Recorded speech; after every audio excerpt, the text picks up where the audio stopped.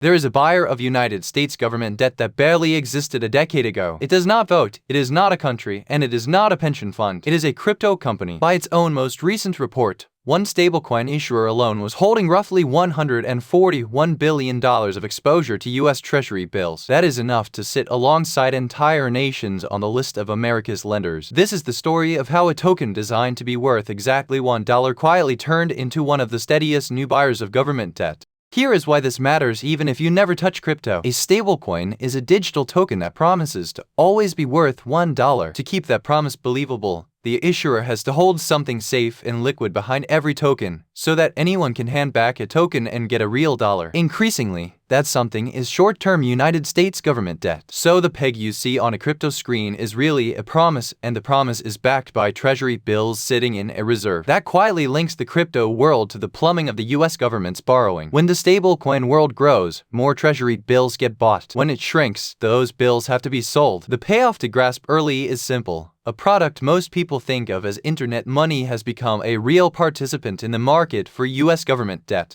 Let us rewind. For years, stablecoins operated in a gray zone, and people argued about what was really backing them. That changed in the summer of 2025, when the United States passed a dedicated stablecoin law signed on the 18th of July. The law did something very specific. It said that a regulated dollar stablecoin must be backed one-for-one by genuinely safe assets, and it named them cash and very short-dated US Treasury bills, generally with only about 93 days or less left to maturity, plus overnight loans secured by those same bills. In other words, the government did not just tolerate stablecoins. It effectively channeled their reserves straight into short-term government debt and demanded monthly public disclosure of what sits in reserve. So the question becomes, what does that actually do, dollar by dollar, when a new stablecoin is created? Here's the machine, and it is simpler than it sounds. Imagine you send $1 to a stablecoin issuer. In return, they create one new token and give it to you. Now they are holding your real dollar, and they have a promise to honor. What do they do with the dollar? Under the new rules, they park it in cash and short-dated Treasury bills. So the moment a new token is minted, a fresh dollar flows into the market for government debt. Multiply that by billions of tokens, and you get a large, steady, and mostly price-insensitive buyer. It does not care whether Treasury bills look cheap or expensive today. It buys because a token was created, full stop. And there is a bonus for the issuer. Those Treasury bills pay interest, so the issuer earns yield on money that customers handed over for free. Now run the machine in reverse. When people redeem tokens for dollars, the issuer must raise cash, which means selling Treasury bills. So the same mechanism that makes stablecoins a reliable buyer in good times makes them a forced seller when the crowd wants its dollars back. That two-way link is the whole point. It is demand you can count on while the sector grows, and supply you cannot avoid if it suddenly does not.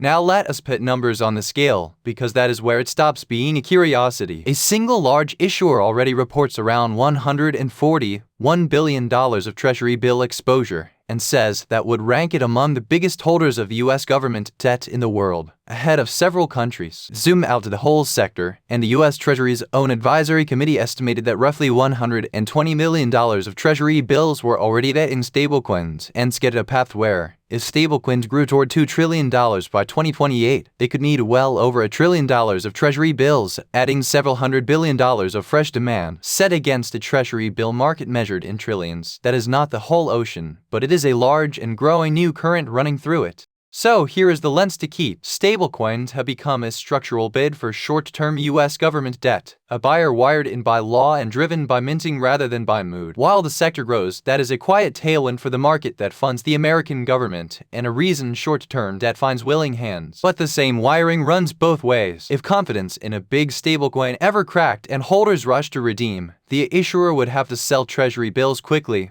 right when calm is most valuable. The thing to watch is not the crypto price on the screen. It is the size of the reserves behind these tokens and how gracefully they could be unwound. A buyer that only ever buys as a gift. A buyer that might have to sell all at once is a structure worth understanding before it matters.